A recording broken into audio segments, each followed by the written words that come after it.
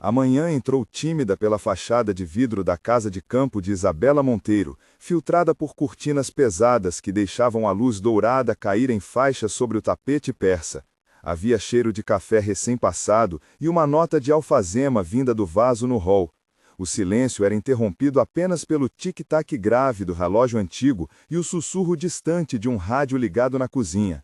Lucas acordou suando no leito improvisado do abrigo municipal, sentindo o frio do lençol poliéster nos ombros e um peso no peito que não era só dor física. Quando Ana Paula, a enfermeira de plantão, ligou apressada para avisar sobre uma vaga emergencial, o corredor do abrigo pareceu encolher. A notícia chegou como um golpe. Havia um rim compatível para um transplante, mas era preciso chegar ao hospital imediatamente. O telefone tocou de novo com a voz firme do Dr. Rafael, que guiava a equipe do centro de transplantes, e no ar pairou uma pergunta que mudaria tudo.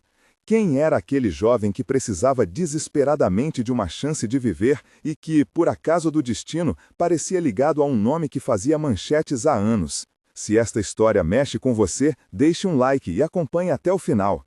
No hospital, a luz fria das salas de emergência e o som ritmado dos monitores anunciavam que o verdadeiro enredo começava ali.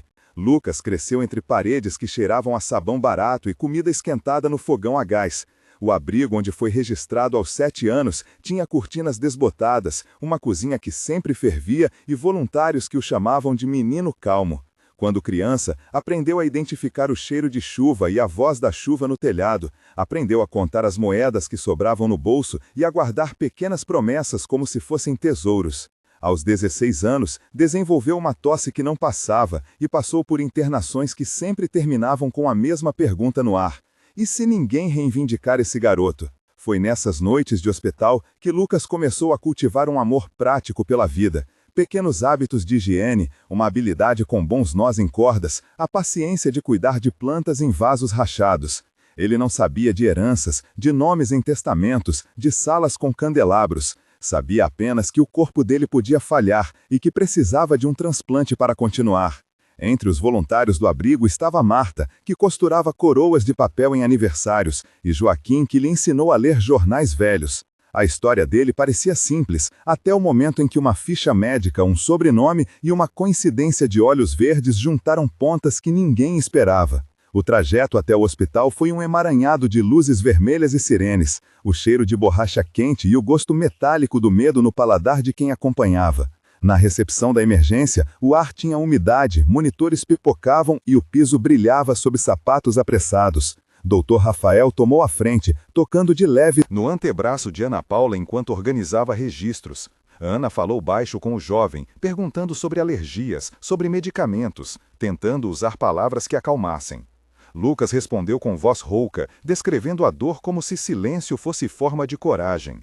O enfermeiro Carlos trouxe o prontuário e mencionou um nome escrito em letras esquecidas: Isabela Monteiro. A equipe travou por um segundo, como quem reconhece uma nota num bolso antigo. O diálogo entre médicos subiu de tom, cheios de termos técnicos sobre compatibilidade e urgência. Eduardo Castro, advogado hospitalar, entrou com papéis e perguntas sobre autorização. Enquanto preparavam a sala para a cirurgia, o cheiro de álcool e o frio das lâmpadas cirúrgicas criaram uma pequena bolha de intensidade. E a decisão foi tomada em timbres curtos e firmes de voz. Iniciar a transfusão preparatória, verificar cruzamentos sanguíneos, autorizar a captação do órgão.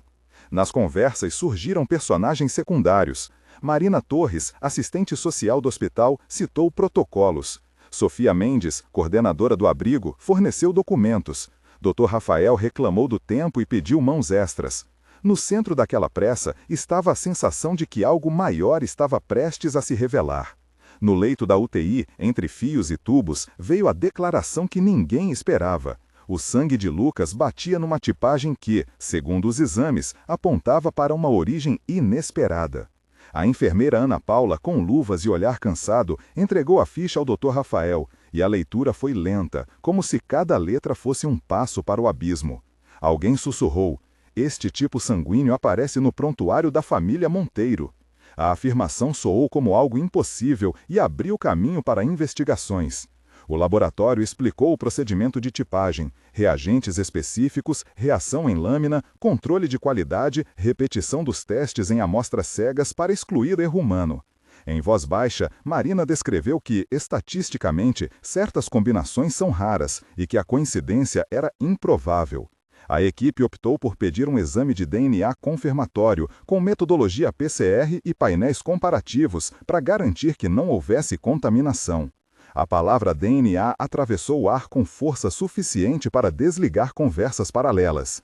Foi sugerido um reexame urgente, coleta paralela para prevenir resultados conflitantes e consulta com o banco de sangue para checar registros históricos. O momento teve cheiro de formalidade e o som seco de carimbros. No fundo da sala, Lucas apertou a mão de Ana Paula e perguntou, com a voz pequena, quem era Isabela Monteiro, enquanto uma tela exibia uma foto antiga de uma família cuja história ainda não estava contada. Esse foi o primeiro grande ponto de choque, e a pergunta ficou no ar. Como um órfão poderia estar ligado a uma fortuna que nomeava ruas da cidade? Pouco depois, na sala privativa da mansão Monteiro, ocorreu o confronto que mudaria a narrativa. Isabela Monteiro, com a pele marcada pelo tempo e olhos ainda firmes, recebeu a notícia por telefone. O som do aparelho pareceu esmagar o silêncio da biblioteca onde duas poltronas guardavam memórias. Ela foi direto ao ponto quando encontrou Marina, do hospital, e Eduardo Castro. Quero saber absolutamente tudo. O diálogo na cozinha da mansão entre Isabela e Marta, a governanta, começou com palavras medidas e depois se tornou uma torrente. Isabela perguntou com voz cortante como poderia haver um jovem com o mesmo tipo sanguíneo de alguém de sua família. Marta falou de dias de bolsa administrativa, de documentos antigos guardados em caixas e de uma noite de chuva em que uma criança foi levada à casa de veraneio. O tom subiu e em 10 trocas curtas, cada frase carregou culpa, surpresa e hesitação. No centro da confissão estava Joaquim, antigo motorista da família, que admitiu ter cruzado registros e mantido sigilo sobre um filho nascido fora do casamento de um irmão distante de Isabela. A narrativa detalhada da confissão ocupou longos minutos, dividida em 3 parágrafos que explicaram contextos, um erro feito por compaixão, um acordo selado com silêncio e uma decisão que parecia na época salvar reputações. Isabela ouviu, viu seu reflexo na mesa de mogno e sentiu uma mistura de raiva e alívio. A confissão trouxe à tona histórias de juventude, festas, promessas não cumpridas e uma mãe que havia perdido tudo na pressa de proteger a família. Esse trecho central foi longo, pesado e humano, e fez pulsar as palavras culpa, escolha e perdão com nova intenção. Se este momento já te marcou, saiba que você não está sozinho. Muitos espectadores sentirão que a situação exige uma escolha impossível e queremos ouvir você. O que faria se descobrisse que alguém que ama não é parente biológico, mas quem cuidou dele? Escreva "Eu escolheria ficar" ou "Eu devolveria" e explique por quê. Seja honesto, conte se priorizaria a biologia, o cuidado diário ou a estabilidade emocional da criança. Sua opinião ajuda a construir um espaço seguro para discutir perdão e responsabilidade e pode orientar outras pessoas que enfrentam dilemas parecidos. Comentários construtivos fortalecem nossa comunidade e inspiram futuros episódios que tratam de verdade, justiça e compaixão. Agora volte conosco para descobrir os resultados dos exames que vão transformar o destino legal e humano dos envolvidos. O resultado do exame de DNA veio formal, com carimbo e assinatura, e foi irrefutável: ausência de compatibilidade entre Lucas e a linhagem direta da família que assinava testamentos. No entanto, um detalhe técnico surpreendeu a equipe jurídica. O laboratório descreveu metodologias, indicando que o painel incluía marcadores autossômicos e haplogrupos que permitiam mapear parentes até a 3ª geração. Um laudo técnico de 300 caracteres explicou que, embora não houvesse correspondência genética direta com Isabela, existia uma coincidência em uma variante rara que ligava Lucas a um ramo colateral da família. As consequências legais foram imediatas. Marina reuniu documentos para o Ministério Público, Eduardo Castro preparou uma petição emergencial e a polícia foi informada para verificar registros antigos. A pressão da mídia começou a se fazer sentir, com repórteres no portão da mansão e mensagens nas redes sociais pedindo explicações. O hospital lidou com protocolos de confidencialidade, enquanto o juiz Pedro Alvarenga analisava medidas provisórias. Em meio a tudo isso, a prioridade médica permaneceu: realizar o transplante que poderia salvar a vida do jovem. A descrição técnica foi clara sobre o procedimento, os riscos e a necessidade de autorização judicial emergencial para usar recursos privados da família caso surgisse impedimento. A fase seguinte foi de consequências legais imediatas e de recuperação física. A polícia abriu inquérito para apurar omissão e falsificação documental, e o assistente social do abrigo, Marina, prestou depoimento detalhado sobre a trajetória de Lucas. Eduardo Castro assumiu a defesa dos interesses da família e contratou peritos para examinar arquivos, enquanto a promotoria avaliava se haveria crime de ocultação de filho. Paralelamente, Lucas passou pela cirurgia de transplante. A UTI cheirava a desinfetante e o som dos ventiladores ditava o ritmo das esperanças. Em reuniões curtas, Dr. Rafael explicou cada passo da recuperação: monitorização constante, risco de rejeição, uso de imunossupressores e fisioterapia progressiva. A recuperação do jovem foi lenta, mas notável. A primeira vez que conseguiu sentar sozinho foi registrada por Ana Paula com um sorriso contido. Entidades de proteção à criança entraram em cena para avaliar guarda e tutela, e Marina sugeriu um plano de visitas controladas para que Isabela e representantes legais pudessem se aproximar sem gerar instabilidade. Enquanto isso, a figura de Sofia Mendes, que acompanhou Lucas desde a infância, foi reconhecida como testemunha-chave.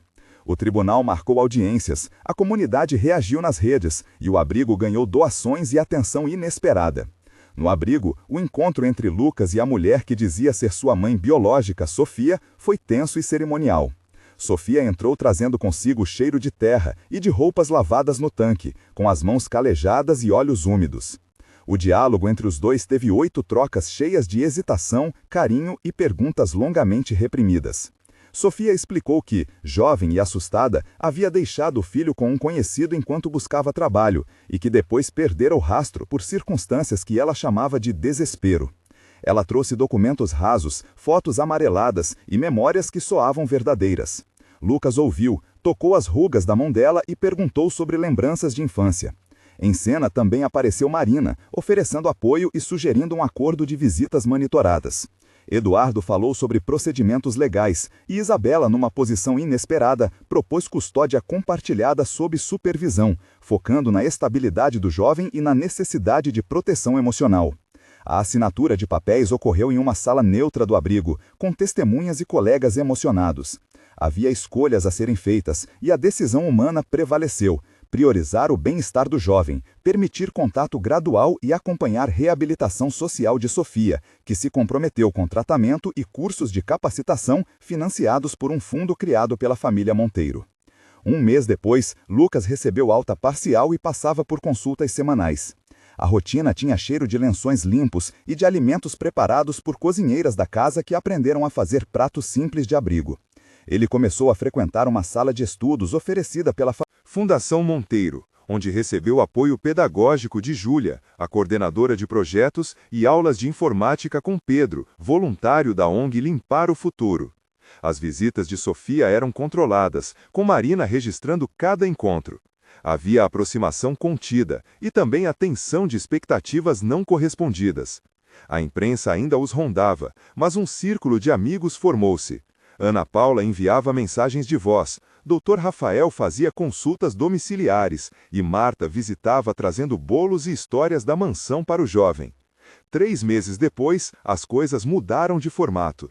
Lucas havia retomado aulas, começava a trabalhar meio período na biblioteca municipal e recebeu uma bolsa para cursos de manutenção de equipamentos hospitalares, graças a uma doação anônima que depois se soube ser de Isabela. Sofia iniciara um programa de reabilitação social e participava de grupos terapêuticos facilitados por Marina. As relações ainda eram frágeis, mas existia um plano estruturado de convivência e acompanhamento legal. 6 meses a 1 ano depois, as transformações foram mais concretas. Lucas se candidatou a um curso técnico na área de imagem e som, apoiado financeiramente pela Fundação Monteiro. Isabela estabeleceu um programa de inclusão para jovens de abrigos e assumiu publicamente a responsabilidade pela omissão do passado, pedindo perdão em uma coletiva que contou com cartas de apoio de Marta e de Joaquim. Sofia conseguiu um emprego de meio período em uma creche depois de completar capacitação, e as visitas passaram a ser menos fiscalizadas e mais acolhedoras. Entre aliados concretos estavam Marina, Eduardo, Júlia, Pedro e Ana Paula, todos atuando para construir uma rede de cuidado. A comunidade, antes julgadora, foi aos poucos se transformando em espaço de apoio, mostrando que reparação e responsabilidade podem caminhar juntas. No jantar simbólico que encerrou um ciclo, uma mesa comprida recebeu cerca de 20 pessoas que participaram da trajetória de Lucas. O prato principal trouxe aromas de ervas e memórias, e a conversa fluiu entre risos contidos e lembranças doloridas. Isabela fez um pequeno discurso, reconhecendo erros e falando sobre escolhas. Disse que família não é só sangue, mas também responsabilidade e cuidado diário. Lucas, agora mais calmo, falou sobre gratidão e sobre a estranheza de ser herdeiro por circunstância e filho por afeto. Sofia deixou um bilhete que foi lido em voz alta por Marina, pedindo perdão e prometendo retribuir em atos. O epílogo mostrou que o jovem passou a estudar em uma escola técnica, que Isabela financiou um centro de apoio para jovens sem família e que a Fundação Monteiro passou a priorizar abrigo, educação e saúde. A sentença social foi de reconstrução mais do que de punição. Essa história lembrou a todos que perdão é um caminho difícil e que escolher cuidar pode ser a maior herança. Se esta história tocou seu coração, inscreva-se para ouvir mais narrativas que misturam verdade, dor e reabilitação. Compartilhe esse vídeo com alguém que acredita que família também se constrói e ative o sininho para acompanhar novos capítulos sobre escolhas humanas. Obrigado por assistir e por fazer parte dessa conversa sobre amor, culpa e perdão.